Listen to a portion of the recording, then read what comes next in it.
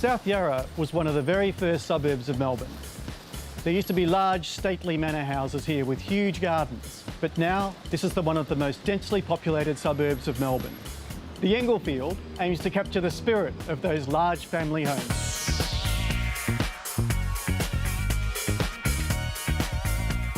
Hi Peter.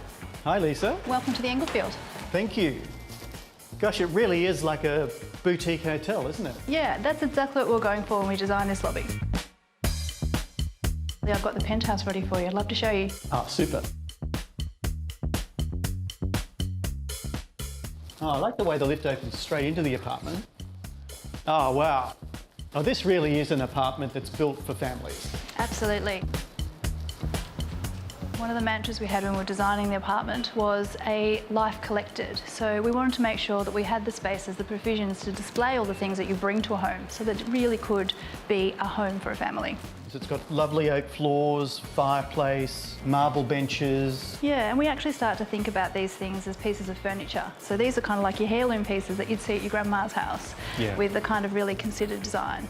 I mean, I think one of my favourite things here is just the way the light is on three sides of the room. Yeah, that was kind of key. Having that sort of immediacy of an outdoor space and a green outlook to beyond was really important to us. This study is really a lot bigger than we're used to seeing with studies. Certainly for an apartment as well. So we are working at home more and more often these days. We want to make sure that the spaces we provided were healthy and beautiful spaces to work in. This is one of our master bedrooms in the house, one of 3 bedrooms that we have. They all open up quite well to the light and the view. I do love that actually. It's amazing to be in a place, in an apartment, where every room has aspect onto this lovely terrace. We wanted to make sure that those aspects of the grand stately home in the gardens were brought here as well, because it's an important part. It goes to our health and well-being. That's a great point. Health and well-being is something that you really do feel in a place like this.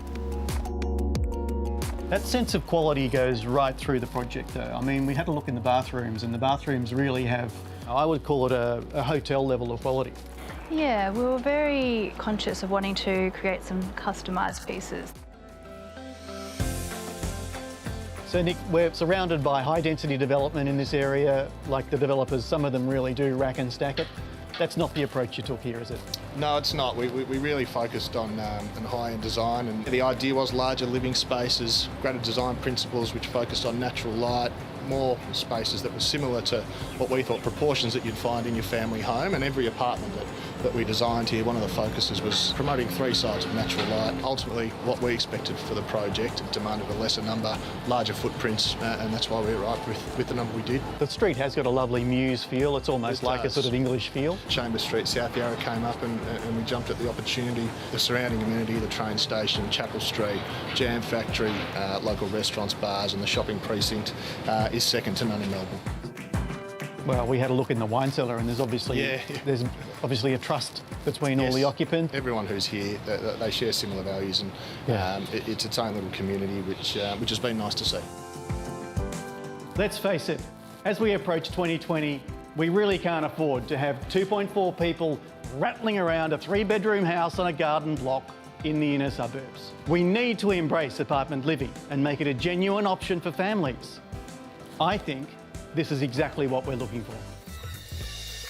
Dalkeith is a traditional conservative suburb of Perth, renowned for its mix of architectural styles, from beautiful Federation and Art Deco homes to very large, very expensive houses that scream, "Look at me."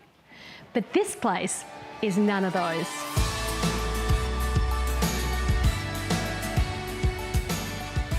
Dimity, what an amazing entry, absolutely stunning. Who's this house for? Oh, well, this house is for a client of ours this is actually the second house we've done for him.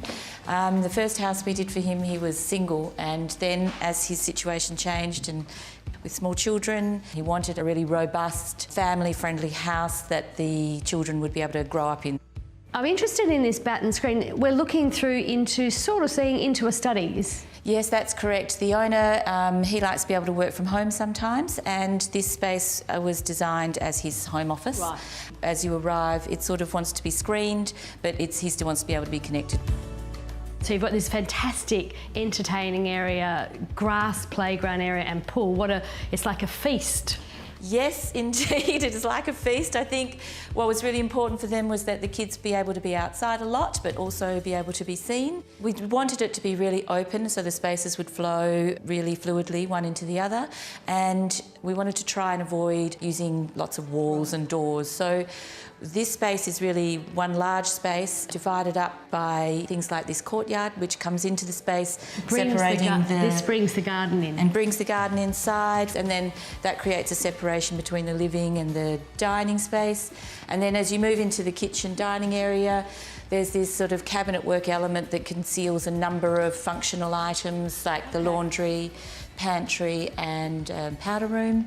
That is actually an ingenious way of providing those sort of semi-ugly areas into this beautiful cabinetry detail. It actually looks like it's one large cupboard. Yes, it is. This is sort of the kids' sitting room where you watch TV, homework space, things like that. Oh, and this is connected through the other side of this cabinet to the kitchen. And there's also the children's playroom. Yeah, so the children have a sort of playroom area down there where they're allowed to be quite messy and free and creative in a space that they're not constantly having to pack away. The house has a sort of a scissor plan, and we have the long north axis which takes all of the north sun and the garden and that sort of indoor-outdoor experience on the ground, and all of the private spaces are only the family who go upstairs. There's the master bedroom and children's rooms, and so they're considered to be the sort of private areas. I wanted to come back to this entry area, Dimitri, because it's stunningly and beautifully detailed.